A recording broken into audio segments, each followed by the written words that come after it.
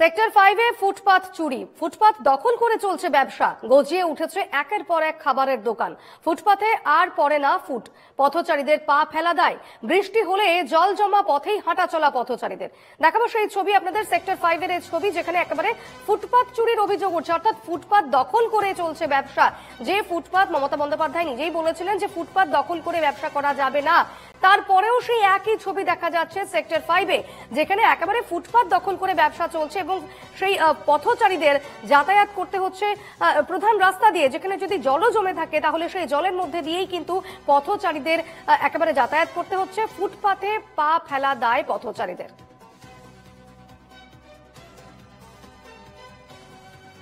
পাবলিকের যেটা সুবিধা হয় সেইভাবে একটু দেখতে হবে আর কি। আমি এটাও বলতে চাই না যে একদম যারা বেকার যারা করে খাচ্ছে, তো এটাও বলছি না, এটাই বলতে যাচ্ছি মোটামুটি যাতে পাবলিকের নিয়ম মেনে পাবলিকেরও যাতে অসুবিধা না হয় সে বিষয়ে যারা ঊর্ধ্বতন কর্তৃপক্ষ আছে তাদেরকে এই বিষয়ে নজর দেওয়া উচিত। अब उन्होंने भी कुछ खाना खाना, पेट पालना अपना, तो हमें लगता नहीं कि वो देखो अपना पेट पाल रहे हैं। आप अपना काम कर रहे हैं, वो भी अपना काम कर रहे हैं, अपने धर्म से अपना पैसा कमा रहे हैं। স্থিতির সাথে আমরা যেভাবে চলছে সেভাবে মানিয়ে নিচ্ছি, কারণ আমরা বললেও কিছু হবে না। বাকি যারা হকাররা রয়েছে তারাও তো এর উপরে অনেকটাই ডিপেন্ডেন্ট, কিন্তু ওদের জন্য একটা স্পেসিফিক জায়গা করে দিলে ওদেরও সুবিধা হয় এবং আমাদেরও সুবিধা হয়, কারণ রাস্তাঘাটে চলাচল করতে আমাদেরও খুবই সমস্যা হচ্ছে। আর এখন যা যানজট হচ্ছে তাতে তো আমাদের খুবই সমস্যার মধ্যে পড়তে হচ্ছে। হ্যাঁ, ভাঙা রাস্তা এবং জল জমে যা পরিস্থিতি, আমাদের আসতে অফিসে পৌঁছাতে খুবই দেরি হয়ে যাচ্ছে প্রতিদিন। সরাসরি কথা বলে নেব, বিউ সরকার রয়েছেন আমার সঙ্গে এই মুহূর্তে। বিউ, সেক্টর 5-এর যে ছবি দেখা যাচ্ছে, ফুটপাত রীতিমতো দখল করে ব্যবসা চলছে এবং সাধারণ মানুষ পথচারীদের এর ফলে অনেক সমস্যার সম্মুখীন হচ্ছে।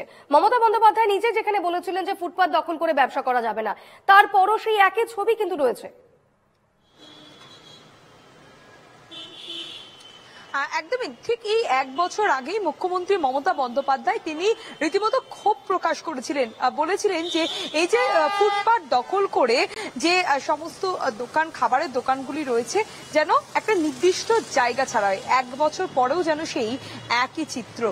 আমরা যদি এখন এই মুহূর্তে রয়েছি সেক্টর 5-এর একদম অফিস পাড়া, যেখানে বলে ব্যস্ততম যে এলাকাটা, সব সময়ই ব্যস্ত থাকে, সব অফিস টাইমে ব্যস্ত। সেই ফুটপাতটা যদি আমি তোমায় দেখাই, একদম মেইন রাস্তায় আমরা দেখতে পাচ্ছি, তার পাশেই রয়েছে এই ফুটপাত এবং সেই ফুটপাতে পুরোটাই জুড়ে দোকান, একটা রাস্তা নেই এবং সাধারণ মানুষ যারা তারাও একদম এই মেইন রাস্তা দিয়েই যাতায়াত করছে, গাড়ি ঘোড়া চলাফেরা করছে এবং তার সঙ্গেই একদম যদি কখনো বৃষ্টি আসে সেই আর তুমি তখনও রাস্তায় যে একটা ছাউনি নেই দাঁড়ানো, কোন রকম ফুটপাতে এক ফোঁটা জায়গা নেই। এবং তুমি এটাও জানো যে এই সেক্টর 5-এই যখনই টানা বৃষ্টি হয় জলমগ্ন হয়ে যায় এই অফিস পাড়া, এবং ফলে যে যদি তারা প্রধান রাস্তা থেকে যদি তারা মেন রাস্তা ফুটপাতে উঠে যে তারা যে একটু আশ্রয় নেবে বা সেখান দিয়ে চলাফেরা করবে সেই রাস্তাও নেই।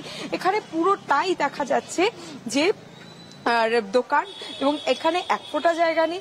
এবং তাদের এর আগেও আমরা দেখেছিলাম পুলিশের তরফ থেকে, এনকেডি এর তরফ থেকে বারবার সেই ব্যবস্থা নেওয়া হয়েছিল, কিন্তু তারপরেও এক বছর পরও যেন সেই চিত্রটা এখনো পর্যন্ত সেই একই রকমই রয়েছে। ফলে সাধারণ মানুষ যারা, তাদের তো অসুবিধা হচ্ছে, পথচারীদের তারাও অনেক সমস্যার মধ্যে পড়ছেন। এবং এই অবস্থাতেই তারা যেমন একদিকে তাদের রুজি রোজগারের ব্যাপার যেমন রয়েছে, খাবারের যেমন ব্যাপার রয়েছে, কিন্তু সাধারণ মানুষ তারাও রীতিমতো এইভাবেই অসুবিধার মধ্যে তাদের যাতায়াত করতে হচ্ছে, এমনটাই ফুটপাতে যারা ব্যবসা করছেন তাদের মধ্যে অনেককেই আমি দেখতে পাচ্ছি, তাদের সঙ্গে একটু কথা বলো, কি বলবেন তারা এই বিষয়টি নিয়ে?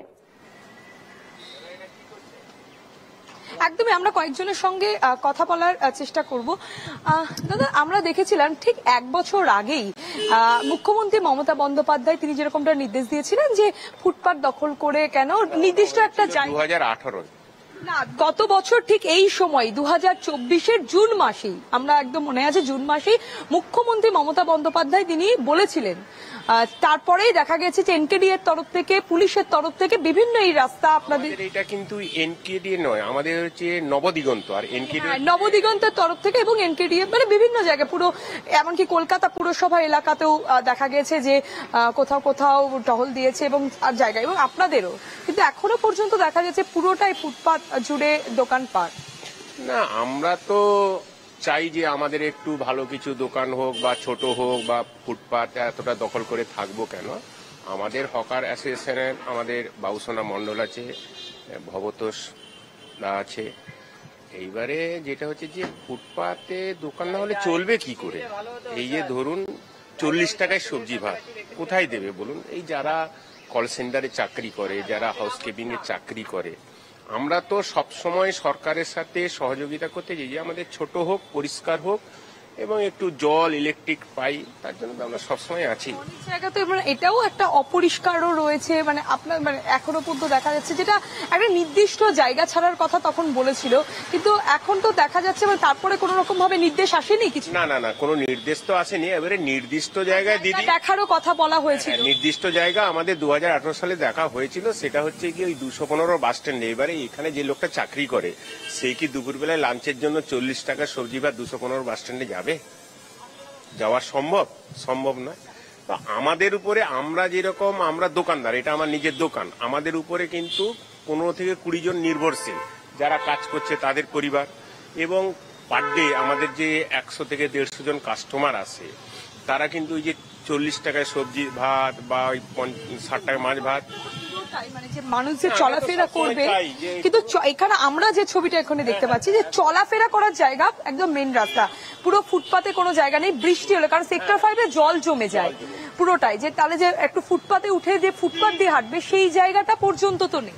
সেটা আমাদের হচ্ছে গিয়ে অ্যাসোসিয়েশন আছে, সরকার আছে, ওরা বুঝবে। আমরা দোকানদার করছি এবং আমরা আমাদের কত বছর এই দোকান? আমি 17 বছর করছি। ঠিক আছে, 17 বছর ধরে এইভাবে আপনি এই জায়গাটাতে এইভাবে আগে ছিল না, ওই 2011-11 পরে আমরা এইসব মাথার উপরে চালপাত পেতেছি, কিন্তু তার আগে আমরা ওই ভ্যানে করে নিয়ে আসতাম, ছাতা টাঙাতাম, খেয়ে দিয়ে চলে যেত লোকে। একদম আমাদের উপরে ধরুন আজকে আমাদের সল্টলেক সেক্টর 5-এ 730 খানা দোকান। আমাদের উপরে ধরুন আজকে যে কাজ করছে যারা 6-7 জন, তাদের ফ্যামিলিও 5-7 জন আছে। তার মানে 30 থেকে 40 জন আমাদের উপরে নির্ভরশীল। প্লাস আমাদেরকে যারা সবজি দেয়, যারা মাছ দেয়, যারা চাল দেয়, যারা জল দেয়, মানে আমাদের উপরে কতজন নির্ভরশীল, এবং প্লাস আমাদের ফ্যামিলি। এই যে রাস্তা যেহেতু ফুটপাত, এটা তো একটা দুর্ঘটনাও তো ঘটেছে। না, দুর্ঘটনা আমরা চেষ্টা করি সবসময় যে আমরা সাইড করে ব্যবসা করার বা গাড়ি ফাড়ি রাখার। এবার পার্কিংটা নবদিগন্ত রেখেছে তাদের মধ্যে নেই, এবং সব থেকে বড় কথা হচ্ছে আমাদের ওয়েলফেয়ার অ্যাসোসিয়েশন আছে, বেশ আমাদের বেশ, secretary একেবারে এই আছে, পরিস্থিতির আমাদের দিকে আমাদের নজর থাকবে। আপাতত ধন্যবাদ বিউ।